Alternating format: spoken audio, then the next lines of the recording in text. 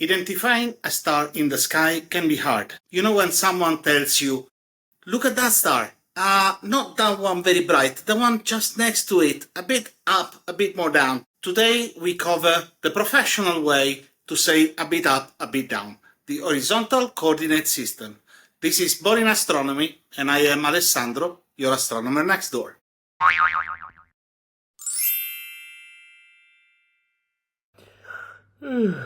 Boring Astronomy. Being able to use the horizontal coordinate system will help you to identify stars and to have more meaningful conversations. And it's going to help you a lot to understand a series of very important concepts in astronomy. In case you are wondering, I am Alessandro. I've been an astronomer for over 20 years, and I'm here to try to teach you some of the lessons that I have learned along my journey. The most obvious thing to do when you're looking at the sky is to stand and look up. So let's start doing this. For the sake of this explanation, we are taking advantage of Stellarium, which is an online planetarium, freely available, and we have set it up to be in Alexandria, in Egypt, one of the places where Western civilization was born. And so we are now looking around, so let's look up. And actually let's zoom out so we actually see that we're looking up. And what happens if I let time pass? So let's take the hours and let them go.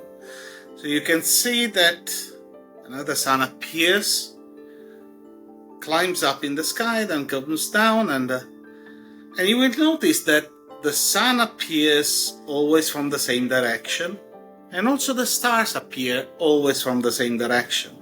And this is something which people have understood already since the antique times.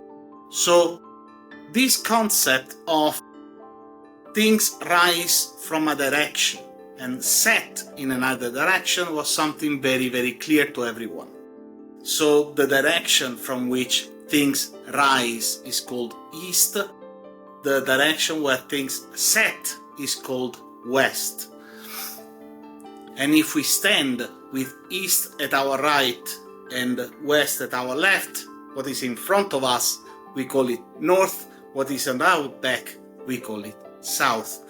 Those are the four cardinal points, and this is nice and easy, and we've been having it since basically forever. And mind you that I have mentioned that objects, the sun for example, were rising, they were reaching one specific moment, the maximum altitude, and they were setting. So this specific moment is what in astronomy we call culmination. Now, if you're standing and you look up, the point exactly above your head is what in astronomy we call zenith. Now, there's an opposite point which is directly under your feet, which is called nadir. Nobody ever uses it, basically because under your feet normally there's earth, and I hope there is. And you cannot look at whatever you have under your feet. So this is more of an intellectual knowledge. If I take the angle between zenith and nadir and I divide it in 180 degrees, notice that this is basically an angle, right? In a geometrical way, you can think that there is a locus of points which are equidistant from zenith and nadir, and that locus of point, we call it locus because in geometry it sounds nicer. In fact, it's the location of all the points which are at the same distance from zenith and nadir, and that is the horizon. Why all this explanation about the horizon? Because we can actually use it now, and we can draw a grid in the sky taking advantage of zenith and north. We can design a coordinate system where zenith is 90 degrees, and as you go towards the horizon, you go to zero, or rather, which is actually the same thing. We create coordinate which we call altitude or elevation, which is the distance in degrees from the horizon towards zenith, and this one. And we take another coordinate which we call azimuth, and is the angular distance from north clockwise towards east. This is important because in astronomy, azimuth is counted towards east, in other areas is counted towards west. So this can raise some confusion sometimes. Now this coordinate system is very nice, it's very useful because it's intuitive, and because a lot of modern telescopes use mounts which are actually based on this system. This coordinate system has one main disadvantage, and it depends on your position and it depends on the time.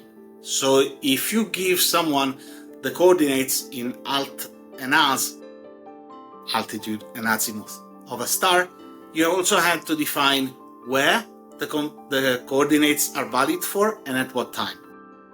Then there is another issue which hopefully will become clear if I take Lion here. This is the constellation Lion. So if I take time go on, you see that at the beginning of the night here, the head of the Lion is up.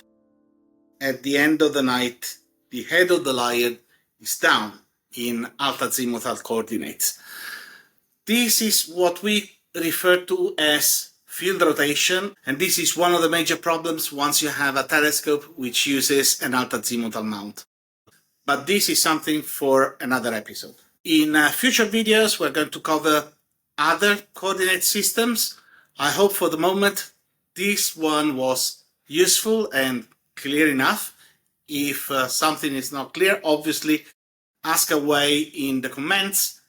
If you find my content useful, you can subscribe to my newsletter and obviously like and subscribe. For the meantime, stay bored. Ciao.